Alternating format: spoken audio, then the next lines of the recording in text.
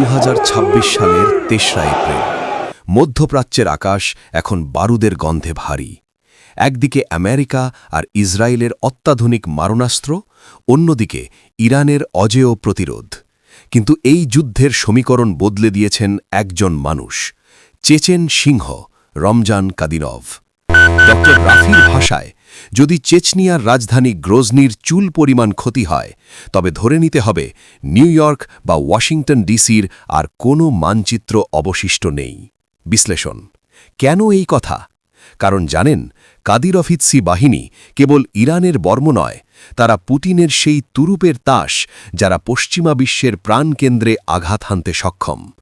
গ্রোজনির আকাশে মার্কিন টমাহক দেখা যাওয়ার মানেই হল রাশিয়ার ডেড হ্যান্ড সিস্টেম সক্রিয় হওয়া এবং আমেরিকার বুকে শত শত সারমাট মিসাইলের পতন। আজকের আপডেট অনুযায়ী তেহরানের রাস্তায় এখন কাদিরভের কয়েক হাজার স্পেশাল ফোর্সেস সদস্য টহল দিচ্ছে। ইসরায়েলি গোয়েন্দা সংস্থা মোসাদ যখন ইরানের শীর্ষ নেতাদের ওপর ডেকাপিটেশন স্ট্রাইক চালানোর ছক কষছে, তখন কাদির বাহিনী পেন্টাগনের জেনারেলদের কপালে চিন্তার ভাঁজ ফেলে দিয়েছে।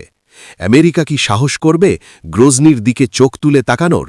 বিশ্লেষকরা বলছেন, সেই সাহস মানেই হবে আমেরিকার নিজের বুকে পারমাণবিক সুইসাইড নোট লেখা। প্রিয় দর্শক, যৌক্তিক বিশ্লেষণ নিয়ে আপনার মতামত কি? ডোনাল্ড ট্রাম্প কি পারবেন এই চেচেন ওয়াল টপকাতে? কমেন্ট বক্সে জানান আপনার মতামত। যুদ্ধের প্রতিটি সেকেন্ডের খবর পেতে সাবস্ক্রাইব করে রাখুন।